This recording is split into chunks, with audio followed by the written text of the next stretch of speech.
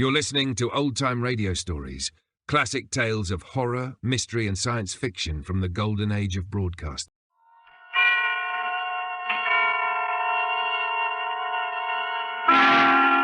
Suspense.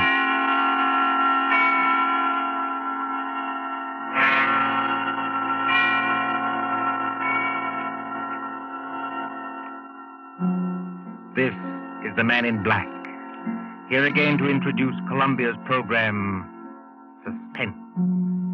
Our stars this evening are three. In the order of their appearance, they are Walter Hampden, one of the theater's proudest names for two generations, and Susan Hayward and Lee Bowman, two of Hollywood's brightest younger stars. The story called The Dead Sleep Lightly by John Dixon Carr is tonight's tale of suspense. If you've been with us on these Tuesday nights, you will know that suspense is compounded of mystery and suspicion and dangerous adventure. In this series are tales calculated to intrigue you, to stir your nerves, to offer you a precarious situation, and then withhold the solution until the last possible moment. And so with The Dead Sleep Lightly, and with the performances of Walter Hampden, Susan Hayward, and Lee Bowman, we again hope to keep you in suspense. Ashes to ashes, and dust to dust. Meadowvale Cemetery, not far from New York. Meadowvale Cemetery, on a dim gray morning in early April, when rain forms a mist across leafless trees and white gravestones. You see, over there, the group of silk-hatted gentlemen, each with his protecting umbrella, gathered around an open grave. You see the clay soil freshly dug. You can hear perhaps the creaking of support as the coffin is lowered into its everlasting house, and the droning voice of the clergyman. I am the resurrection and the life, saith the Lord. He that believeth on me, though he were dead, yet shall he live. Live? Quiet, Mr. Templeton, please. What's wrong with old Templeton? Please, sir, remember where you are. She's not alive, I tell you. She's not alive.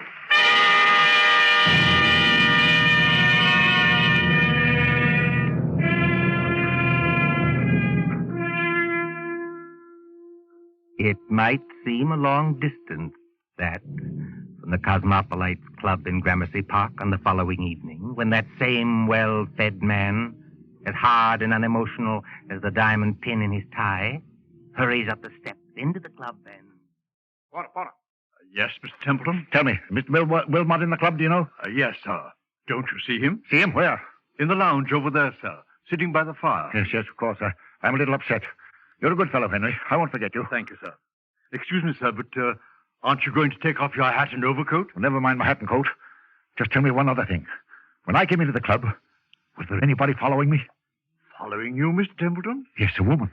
A woman with a long skirt and a heavy black veil. There aren't many women who wear that kind of dress nowadays, sir. Look out into the street. Do you see anybody? No, sir. There's just, What's that?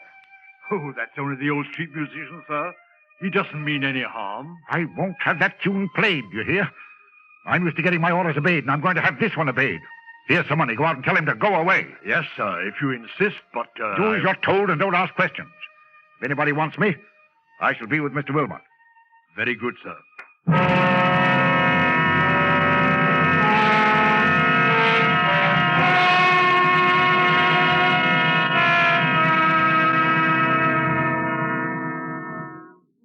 Good evening, Wilmot. Mind if I sit down for a minute? Oh, not at all. Pull up a chair. Have some coffee? No, thanks. I'll get down to brass tacks right away. Yes, you always do. I've noticed that. Well, I'm a pretty self-sufficient kind of a fellow, Wilmot. I've made a name for myself, even if I do say it myself. But, well, the fact is, I need advice. A successful publisher asking advice from one of his own authors. That's something new, isn't it? Now, look here, Wilmot, I'm serious. All right. I take it back. What's on your mind? Well, you've studied, what we'll call the supernatural, haven't you? I've lectured and written books about it, yes. And did you ever meet a ghost? No, I can't say I ever did. Have you? It might only be my own imagination. Yes, that's what scares me. You get on in years, and your arteries harden, and you don't take enough exercise, and you think something ought to be done about your waistline, but you never bother. You see, Wilmot, I went to a funeral yesterday. You did? Whose funeral was it? The person who died has nothing to do with this. It was old Simpson of Harley and Sons. We thought it was only decent to make up a party and go to the funeral. And I took my secretary along, a girl named Molly Carroll. I'm leaving for Washington tomorrow. Besides, I'm moving house. So there was a lot of work to do. What I couldn't stand was that infernal cemetery in the rain. We must have gone in by the wrong gate, because we were in a neglected, desolate part of the cemetery where the rank grass grew over the graves.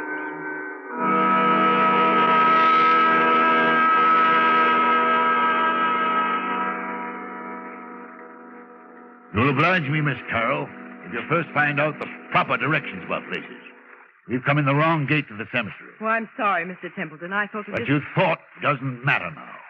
This is the wrong part of the cemetery. My shoes are absolutely ruined with wet clay. Well, it isn't doing my own shoes and stockings any good either, Mr. Templeton. If there's been any damage to them, Miss Carroll, I'll replace them. You never found me ungenerous, now have you? Well, not exactly ungenerous, no. I'll pay you the compliment, Miss Carroll, saying that you're the best secretary I ever had. Thank you. Yet you want to leave me. Yes, I want to get married. That's what Mr. Barnes was telling me. And who is this paragon of yours? What does he do? Does he make any money? Well, Frank's a radio technician.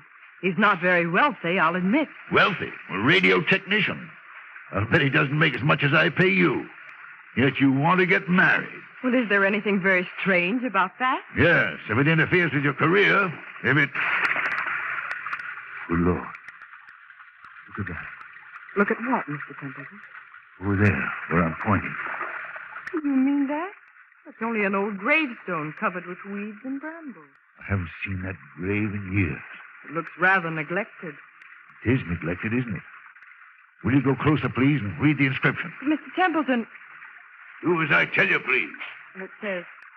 Let's see if I can get some of these weeds aside. It says... Sacred to the memory of Mary Ellen Cleaver, born September 5th, 1892, departed this life March 25th, 1919. Thou shouldst still be adored as this moment thou art, let thy loveliness fade as it will. If you lower that umbrella, Mr. Templeton, you'll get soaking wet. Sentimental trash. But she always liked it. She always liked it? Mary Ellen Cleaver. Did you know her? Very well indeed. She was my wife. Your wife? But I never knew you were married. Neither does anybody else. Where's my flask of brandy? What have I done with it? It's in your hip pocket, Mr. Templeton, but do you think that's very wise? You've already had more than enough. Whatever I do is wise, Miss Carroll. Well, we were married very young. She was a nice little thing. I was fond of her, yes. But she couldn't have helped me. I'm not a snob, but she wasn't in my class. No style, you know, no manners, no education. Indeed. Could I have introduced her to the friends I was making? No. Wouldn't have been kind to her. She didn't even want to go to the places where I was invited. She'd sit at home and say, what was it like? Did you have a nice time? What was Mrs. So-and-so wearing? And she loved me. I'll put that to her credit. But... You left her? I thought it was the kindest thing to do, yes. She went away. Then I heard she'd had... Had what? Nothing, doesn't matter. Well, there was a war on. I attended the peace conference in Europe. Never even knew she was dead until I heard some friends had buried her. I always promised to call her up. She said she'd come back to me if I did. You couldn't call her up now, Mr. Templeton, even if you wanted to. No, I suppose not. But I was fond of her. I wish there was something I could do. Well, you could have her grave cared for. Have some flowers put on it. That's it. That's an idea. She'd have liked that. Can you take care of that for me? I'll look after it tomorrow morning, Mr. Templeton. But how will they ever be able to locate the grave? Must be thousands in this cemetery. Each grave has a number, you know, cut into the stone so you can identify it. This is number 1212. 1212. Sounds like a telephone number, doesn't it? Yes, doesn't it? Meadowvale 1212. Poor girl. I was fond of her. Please, Mr. Templeton, come along and please, no more brandy. You've got a funeral to attend.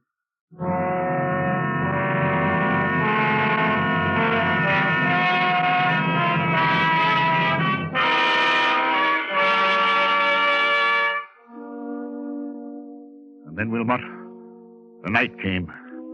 And the horror. What horror? Take it easy, man. There's nothing to worry about. You're sitting here in the Cosmopolites Club. Yes, but I wasn't sitting in the club last night. I was on my way home. And why should that scare you? I don't know, but it did. I'd been jumpy all day.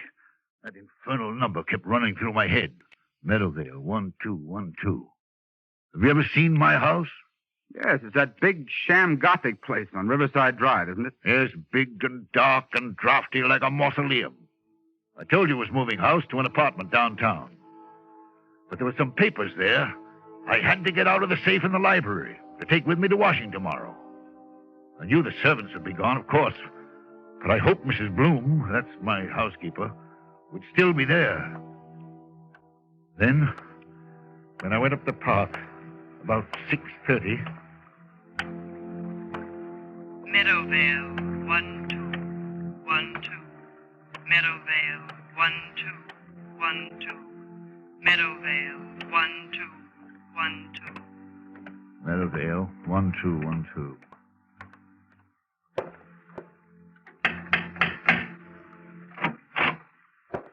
Mr. Templeton, this is a surprise.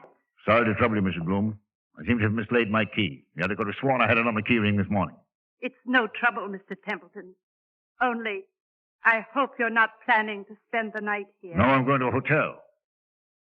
Why do you ask?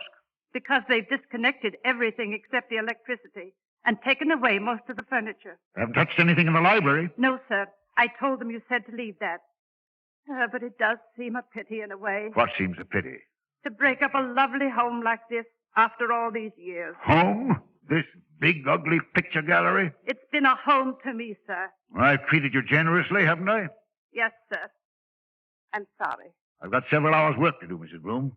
A whole safe full of papers to sort over. I'm going to the library and... What's that you're hiding behind your back? I'm not hiding anything, sir. All the same, what is it? It's only a music box, sir. I found it in the attic when the moving men were here. If I hadn't known there were, well, no ladies in your life, I'd have said it belonged to one of them. I love to hear them, sir. May I? Mrs. Bloom! Yes, sir. If you don't want me to smash that music box, turn it off. Yes, sir, I'm sure I never... I'm going to the library. If you can find any sandwiches and coffee, bring them. Yes, sir. Excuse me.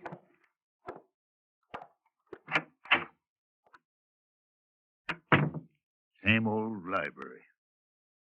Same old claw-footed desk. There's the Venetian mirror she bought for him. Look at yourself in the mirror, Templeton.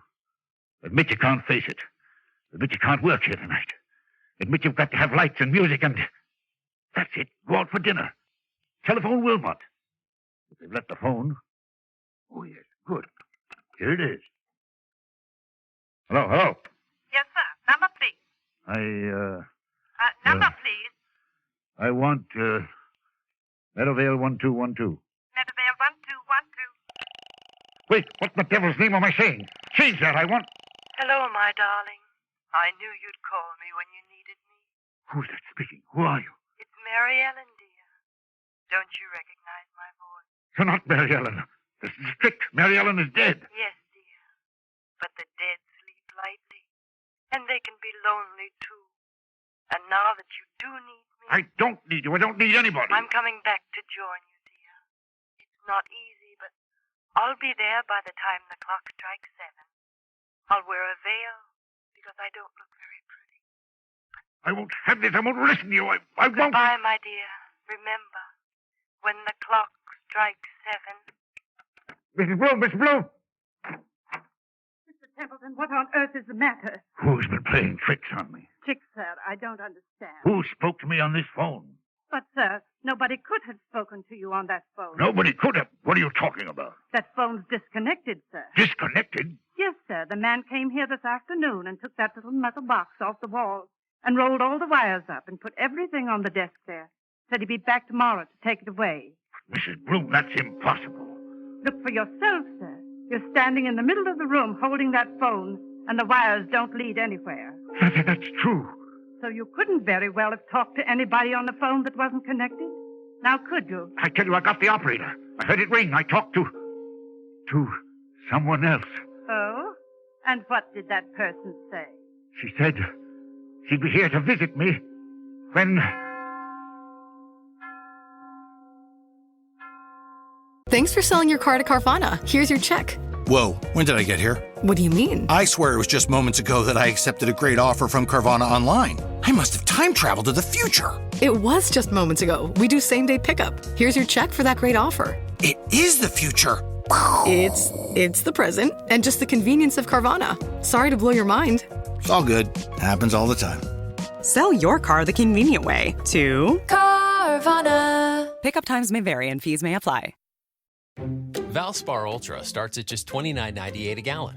So we've got you covered when your daughter wants to paint her room again. After last year's masterpiece of a unicorn mural. Dad, please. Or when you realize that maybe you went too hard on the grayish. I miss color. Or when you were sure you wanted a home gym, but your elliptical is currently hanging your laundry. What about a home office? Shop everything you need for your next phase with Valspar. Available at Lowe's. Price varies by Shein.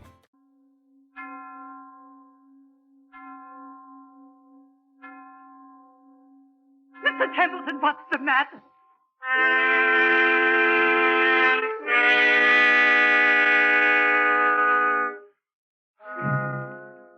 So, Wilmot, that's what happened last night. The phone was disconnected. It was Mary Ellen's voice. There's no doubt about that. Am I out of my mind or what? Before I say anything about that, my friend. Well? Let's hear the end of your story. What did happen when the clock struck 7? I don't know. You don't know? No, I lost my head. Ran out of that house as though the devil were after me. Maybe he was. And since then? I spent the night at a hotel. Today, I've walked past that house 50 times, 100 times, trying to muster up enough nerve to go in. I couldn't do it, but I've got to go in there. Why? It's those papers I've got to take to Washington. Send somebody else to get them. I can't do that, Wilmot. It's confidential information for the government. I've thought of everything. I've even bought a revolver, see? For the love of heaven, man, put that gun away. You want the other club members to think you have gone insane? Then I thought of you. You know all the tricks of fake spiritualists. You've written about it and lectured about it. Which reminds me, by the way, that I'm lecturing before the Acropolis Club in about 20 minutes. You've got to break that engagement, Wilmot. Why? Because you're going with me to my house tonight, now. Oh, that's impossible, old man. Now sit quietly and listen to me. I'll go with you willingly, tomorrow morning. That's too late. I'm taking an early plane to Washington. Well, then wait until I can get away from the lecture. Say, around midnight. I'll tell you what I'll do. I'll take a taxi and join you as soon as I can. That won't do. I've got to know the answer now. You understand? Aren't you being a little unreasonable about this? Unreasonable or not, I usually get my own way, and I mean to have it now. Well, then I'm afraid you'll have to go to the house alone. Besides... You know, Wilmot, you worry me. You sit there puffing at that pipe and looking at me out of those queer eyes of yours like a young Satan. I've often wondered what you were really thinking about. Since you flatter my intelligence so much, I was wondering whether you'd been quite frank with me. Frank with you how?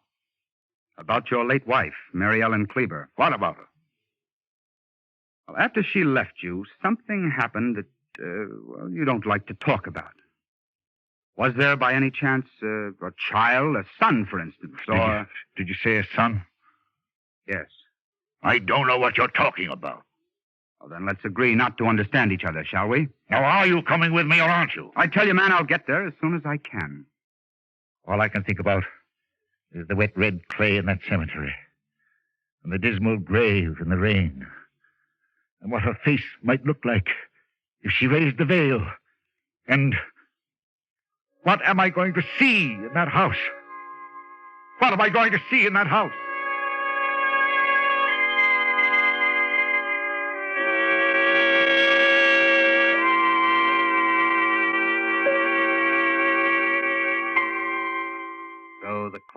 chimes. The hours dwindle. The traffic roar of the city sinks to a low growl behind twinkling lights. It is midnight. When a taxi moves along a certain street towards a certain house out of a bygone age.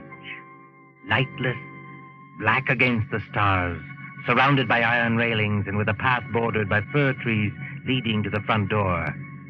Look, too, at the face of Mr. Patrick Wilmot when that taxi draws near. All right, driver. This is the place. I'll be in wait for you, sir. No, you needn't wait. Keep the change. Thank you, sir. Good night.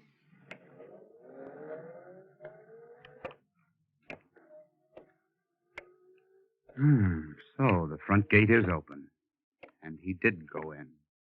And... I beg your pardon. I didn't mean to bump into you. Mr. Wilmot. You know who I am. Oh, yes. I've seen you several times at our office. I'm Molly Carroll, Mr. Templeton's secretary. What are you doing here? Well, it's Mr. Templeton. What about him? Well, that's what I want to know. I was out with Frank, that's my fiancé, and when I got home, the girl I room with said that Mr. Templeton had been phoning and phoning all evening. She said he sounded drunk or something. He wanted somebody to go with him to this house. Evidently, I wasn't the only person he applied to. Shall we go in? Yes, but the whole house is dark. Suppose he isn't there. He's there, all right. You don't know men like Bert Templeton. But I'll push the gate wider. Now, straight up the walk to the front door. I've got a flashlight. What are we going to find? Something rather unpleasant, I'd better warn you. How do you know? I have my ways of knowing, Miss Carroll. Oh, look. What is it? That French window to the left of the front door. Yes. It's partly open. Well, there's nothing in that, necessarily. Templeton said he'd lost his key. He might have had to open a window. Oh, that's true, but... So you see it, too, do you? See what? There's a footprint across the sill of that French window. A footprint made in wet clay. It's like the clay of the cemetery. So I should imagine. Will you go in first, or shall I? Into that dark room? I will not. Well, then stay here, please, until I get some lights on. No, wait. I'll go. Let me take your arm. All right, be careful now. Yes, I thought so. This room is the library. And there are more footprints of somebody or something walking in. They lead. Who's there? Who's there? It's only me, sir. Mrs. Bloom, the housekeeper. Then what's the idea of standing in a dark room in the middle of the night with what sounds like... It's only a music box, sir. I left it behind along with some other things and came back to get them. I've got my own key. I thought I heard a noise in here. But why aren't there any lights? The electricity's cut off, sir. It was cut off today. I see. Templeton is here, or was here. He must have had some kind of light. If I turn this flashlight on the desk, maybe... Be quiet, Miss Carroll. What is it, sir? I'm as blind as a bat without my glasses. It's Mr. Templeton. He's lying on the floor beside the desk. Oh, he isn't... No, he isn't dead. His face is the color of putty. I think he's had some kind of stroke. We'd better not take any chances. Mrs. Bloom? Yes, sir. Get outside to the nearest telephone and call for an ambulance. Tell him it's an emergency case. You're Mr. Wilmot, aren't you? But what happened to him? Ask a dead woman. I beg your pardon. Never mind. Hurry. Of course I'll hurry, Mr. Wilmot. What are we going to do? Now, let's have a look around. Templeton seems to have been working at his papers by the light of a couple of candles, which somebody's blown out. We'll relight them. There's the desk. There's all the papers scattered round him. Mr. Wilmot, please! What happened to him? I'll tell you. As he sat there in the dim light of two candles, a ghostly figure appeared at that French window. It wore a long, old-fashioned skirt and a heavy black veil to hide the face. It walked toward Templeton, tracking graveyard clay. It stretched its arms to him like this. Keep away from me, please! Templeton couldn't stand it. He collapsed. And now, before the old housekeeper returns, would you care to hear how the whole trick was worked? Trick? What trick? Have you heard about the ghost voice that talked on a disconnected telephone? Oh, yes. Yes, He said something about it this morning, but I thought he wasn't himself. He wasn't, but he heard it. Remember Mrs. Bloom's story about the telephone man? Yes. They don't send a man round to yank the whole apparatus off the wall, put it on the desk, and say he'll be back for it next day. This man from the telephone company was an imposter. The man from the telephone company was an imposter? Exactly. Oh, look, he's moving his hand. He's trying to open his eyes. Isn't there anything we can do for him? No, there's nothing we can do till the doctor arrives. In the meantime, listen to me. All right. What did this imposter do? He took away the real phone and substituted a spirit telephone. You don't know what a spirit telephone is? No, of course not. It's an old device used by fake mediums. You see a telephone without wires standing on a desk, like that one. You pick up the receiver and talk to the dead. Of course, you never really talk into the phone at all. But if you don't talk into the phone, then... Fixed underneath the desk is a tiny microphone with hidden wires leading to another room in the same house. That microphone picks up every word you think you're saying to the phone. Is that clear? I think so. Now, the dummy telephone is really a low-power radio receiving set. Somebody in another room can talk back to you after hearing what you say on the wired microphone. Then Mr. Templeton... If Templeton hadn't rung Meadowvale 1212, then rest assured that same number would have rung him. Well, then the scheme couldn't fail either way. But, you see, there's one thing in this matter I haven't got quite clear even yet. And what's that? Tell me, Miss Carroll, just why did you work this whole trick? Why did you try to scare your father to death? My father? Templeton is your father, isn't he? That might be rather difficult to prove, Mr. Wilmot. By George, I admire you. Thanks very much. I'm flattered. Expressionless as ever. Eyes as hard and cold and blue and handsome as... Well, make your own comparisons. But I knew you were guilty, of course, when I heard your fiancé was a radio technician. You can leave Frank out of this. Oh, you have scruples. Have I touched you? Nothing can touch me. Not since my mother died. Your fiancé installed the ghost mechanism and took it away today. He probably thought it was only a joke. He did. I swear he did. And the rest of it was plain enough. Who led Templeton to the wrong gate in the cemetery, past that woman's grave? You did. Who was the only one who could have stolen the key to this house off that key ring he took to the office? You were. You needed that key to come and go as you liked and impersonate the two voices on the phone. Is there any need to go on with this? He killed her, you know. Templeton killed your mother? Oh, not with a knife or a bullet or poison. All he did was break her heart. And that's no offense in law. Steady now. Well, I've done what I wanted to do. I've torn his whole rotten life to pieces. And there he is, gasping for breath on the floor. And I'm glad. Oh, God, forgive me. He is my father. Does he know you're his daughter? No, of course not. When I went to work for him as a secretary, he hadn't even seen me since I was a child. But I got near him. I worked for years to get near him. No, I wish I hadn't. Now, look here, you've got to pull yourself together. Why? Who cares? The ambulance coming and maybe the police. What do I care? Tell the police what you like. My dear girl, you don't think I'll tell them anything. I'm merely an onlooker, an amateur Satan who doesn't believe in ghost voices. Mary Ellen. What's that? Templeton, his eyes are open. He's trying to get up. Mary Ellen. It's as though he could see something that we can't What's see. that he's got in his hand? It's a revolver. He had one at the club. He's putting it against his chest. I'll stop him. Look out! Look out! Oh, he did love her after all. And now he's tried to join her. Oh, don't let him die. Oh, he's all right, Molly. You grabbed the gun just in time. If he doesn't die, I'll make it up to him. I swear I'll make it up to him. I tell you now, he's not going to die. But... Mary Ellen. What? Mary Ellen. But what? Mary Ellen. I was just wondering. Is there a ghost in this room tonight?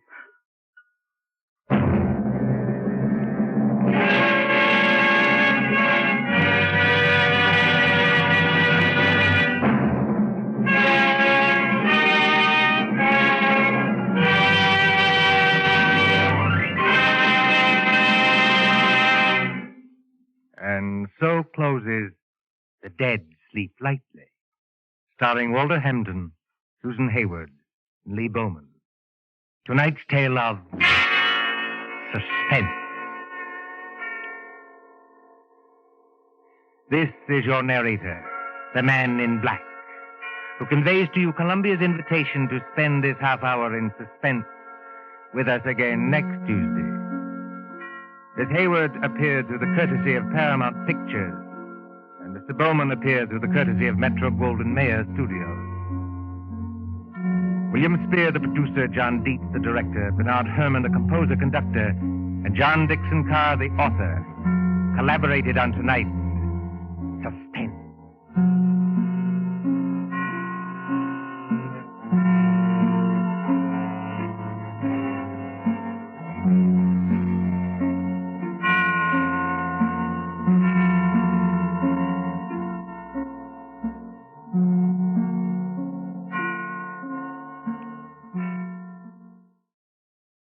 Thanks for tuning in to Old Time Radio Stories. Follow us for more timeless tales and get full video episodes plus bonus content at patreon.com/The Forbidden Knowledge Network. Thanks for selling your car to Carvana. Here's your check. Whoa, when did I get here? What do you mean? I swear it was just moments ago that I accepted a great offer from Carvana Online. I must have time traveled to the future. It was just moments ago. We do same-day pickup. Here's your check for that great offer. It is the future. It's the present, and just the convenience of Carvana. Sorry to blow your mind. It's all good. Happens all the time. Sell your car the convenient way to Carvana. Pickup times may vary and fees may apply. This is the story of the one. As a custodial supervisor at a high school, he knows that during cold and flu season, germs spread fast. It's why he partners with Grainger to stay fully stocked on the products and supplies he needs, from tissues to disinfectants to floor scrubbers. All so that he can help students, staff, and teachers stay healthy and focused. Call 1-800-GRAINGER, click Grainger.com, or just stop by. Grainger, for the ones who get it done.